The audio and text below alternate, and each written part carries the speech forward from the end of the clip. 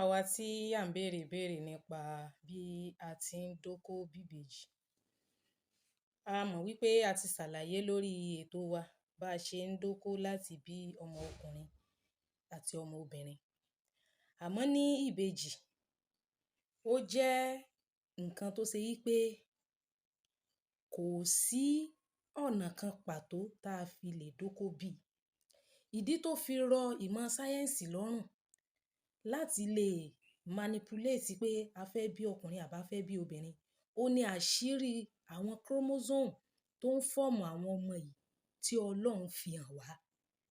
But àṣírí nǹkan tí ń mú kí ìbejì ó wáyé, it is unknown.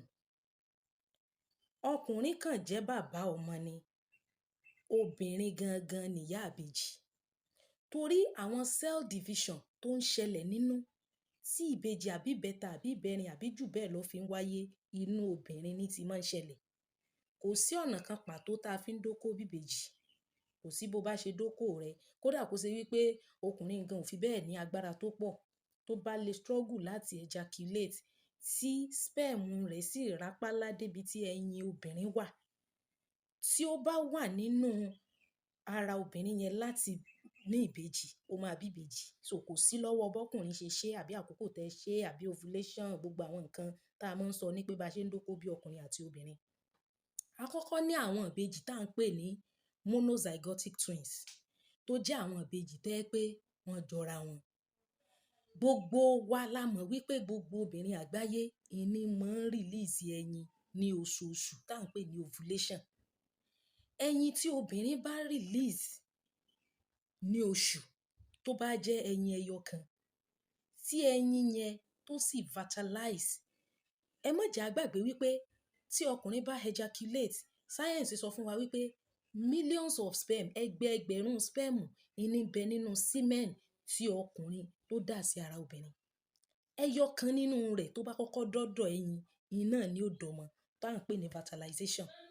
Tí obìnrin bá release ẹyin ẹyọ kan, tí ẹyin yẹn dẹ̀ wà fertilized successfully, I will still do this in English, but let's write down with dialect first because this page is a dialect page actually. So tí ẹyin ẹyọ kan yẹn tó bá get fertilized successfully, tó wá pín sí méjì by the process of mitosis, is a cell division. Títí di èní yìí, science sì sọ fún wa wípé the reason behind the splitting of that egg is unknown even till date. Kò tíì sí in tó fà tí ẹyin yẹn fi pín. It just happen, it's a natural occurrence. Torí ẹ̀ láṣẹ rí pé multiple birth ò common. Tá bá dé hospital tán bá ní ọmọ 50 la bí ní hospital lénìí, a lè má rí twins kankan bẹ́ẹ̀. Nítorí wípé cell division tó ń fún wa ní ìbejì yẹn kì í ṣe tí máa ń sáré ṣẹlẹ̀ ní gbogbo ìgbà. Kì í ṣe tí máa ń ṣẹlẹ̀ ní gbogbo ìgbà. Inú obìnrin ni division yẹn ti máa ṣẹlẹ̀. Tí ẹyin ẹyọ kan tó bá get fertilized and split into two, obìnrin yẹn ó ní oyún yẹn ìbejì ni ó fi bí, àwọn ìbejì wọn ó sì jọra wọn. Ní ọ̀pọ̀lọpọ̀ ìgbà àwọn ìbejì yẹn wọ́n máa ń jẹ́ gender kankan náà, obìnrin méjì ọkùnrin méjì. Ẹ ní lè dá wọn mọ̀ yàtọ̀. Tí wọ́n bá ń bá wọn gbé ńgbà míì tán bá ní nǹkan kan tí wọ́n fi ń differentiate wọn, they won't be able to differentiate them because they are monozygotic twins. Kò sí lára okó dídó àbí lára pé ọkọ rẹ̀ ó mú kó náà ó mọ̀ ṣe ọkọ ẹ̀ strong. Inú obìnrin ni division ti ń fún wa ní ìbejì tí máa ń ṣẹlẹ̀. Ọlọ́run nìkan ló sì lè ṣàlàyé rẹ̀. That is a place where science is silent. Àwọn monozygotic twins tá à ń pè ní identical twins yìí, nígbà míì wọ́n máa ń ní olúbi ẹyọ kan tó ṣe wípé lára one placenta and one umbilical cord náà ni àwọn méjèèjì ó ti máa jẹun látọ̀dọ̀ ìyá wọn. Míì sì máa ń ní separate placenta. Àmọ́ ìpín ẹyin tá à ń pè ní cell division tó ṣẹlẹ̀ tí ìbejì fi wáyé òun kò sí lọ́wọ́ bá ṣe dóko, kò sí lọ́wọ́ bọ́kùnrin ṣe dó obìnrin, kò sí lọ́wọ́ bóbìnrin ṣe mú kó dó sí, kò sí lọ́wọ́ nǹkan kan. Ọlọ́run nìkan ló lè ṣàlàyé rẹ̀ fún àwọn monozygotic twins tí wọ́n bá jọra wọn. A tún wá ní dizygotic twins tá à ń pè ní fraternal or unidentical twins. Ìbejì tí wọn ò jọra wọn. Gbogbo wa la mọ̀ pé obìnrin máa ń release ẹyin lóṣooṣù, ẹyin kọ̀ọ̀kan. Nígbà míì obìnrin lè release ẹyin méjì. two eggs tí ẹyin méjèèjì yẹn tí wọ́n sì máa wà successfully fertilized by different sperm from the same ejaculation of the same man. Tí obìnrin bá release ẹyin méjì ká ní oṣù yìí báyìí nísìn, obìnrin ẹyin méjì ló release sínú rẹ̀. Ẹyin méjèèjì yẹn ó wà successfully fertilized with different sperm. Ẹ má jágbàgbé pé sperm kan ni ó forí sọ ẹyin àkọ́kọ́, sperm míì ni ó forí sọ ẹyin ẹ̀kejì. Àmọ́ sperm ọkùnrin kan náà ni o, the same sex, the same ejaculation, the same semen that contains millions of sperm. Tí méjèèjì wá get fertilized successfully, that will give us unidentical twins, and most of the time wọ́n lè jẹ́ different gender. Wọn ò ní jọra wọn. Even tí wọ́n bá jẹ́ the same gender gan, wọn ò ní jọra wọn. Tí ẹ ní mọ̀ pé ìbejì ni wọ́n, nítorí pé ẹyin ọ̀tọ̀ọ̀tọ̀ ló gbé wọn dúró, and they got fertilized by different sperm released by the egg released by the same woman.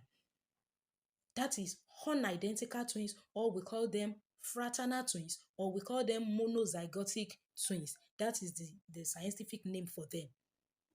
Meanwhile, ní àkókò tá a wà yìí, a rí wípé àwọn obìnrin míì wọ́n máa ń gba abẹ́rẹ́ fertility. Bóyá àwọn tí Ọlọ́run tí wọ́n bá ń wojú Ọlọ́run pẹ́, a rí wípé IVF, surrogacy, gbogbo àwọn nǹkan yìí náà, sáyẹ́ǹsì náà ló sún wa dé gbogbo ibẹ̀. Most of the time, àwọn tí wọ́n jẹ́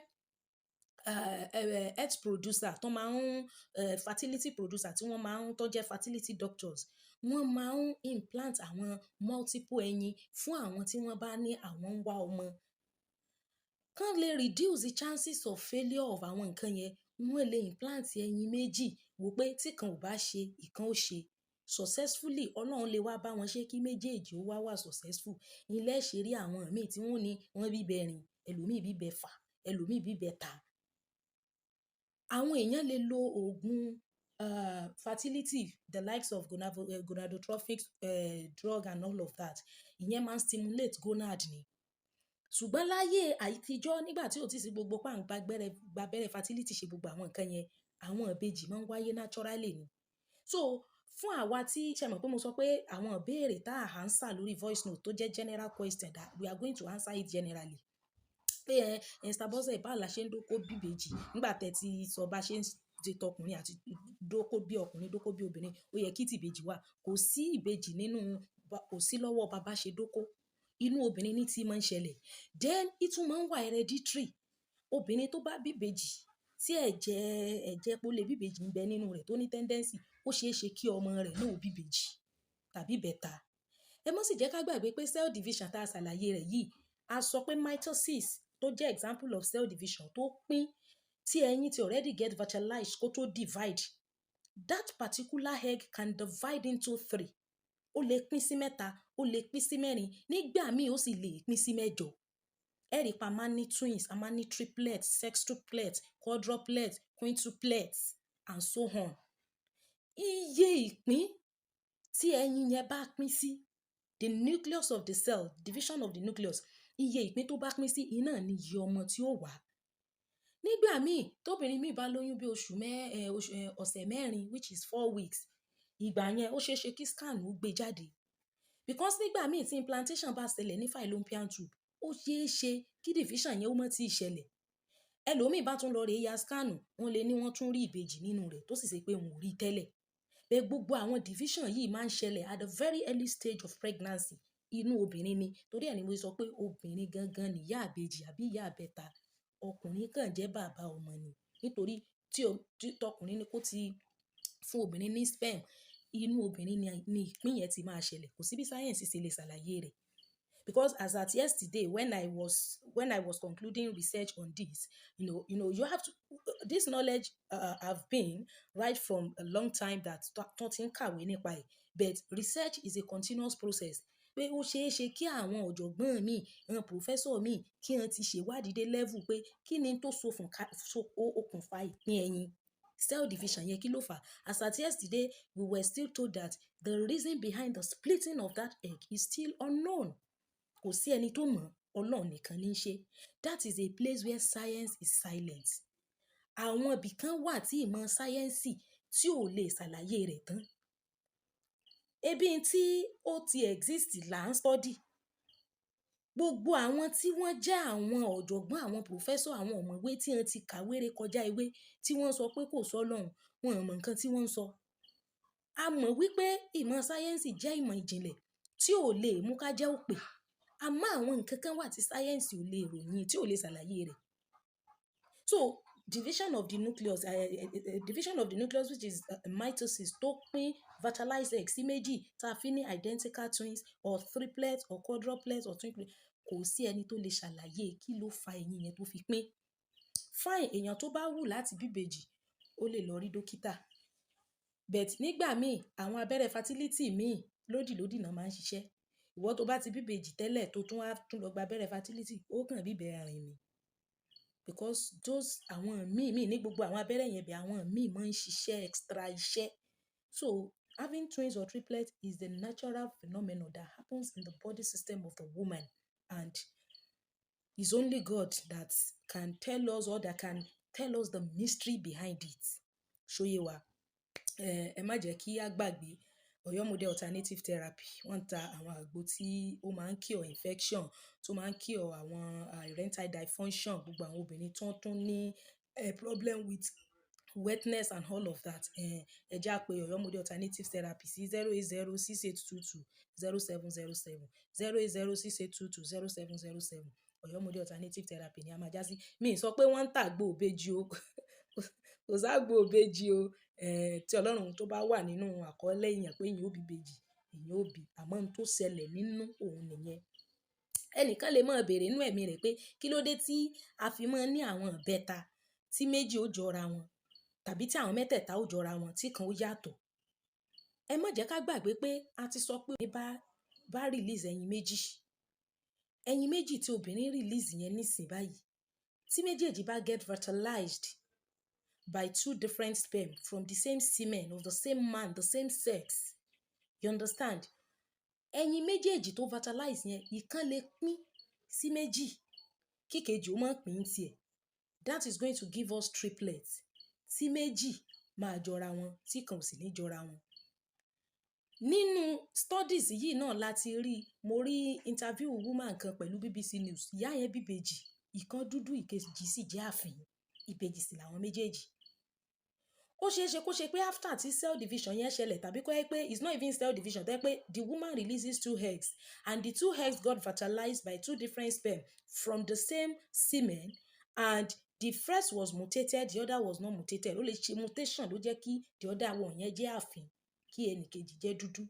So gbogbo àwọn nǹkan yìí inú ní ti máa ń ṣẹlẹ̀.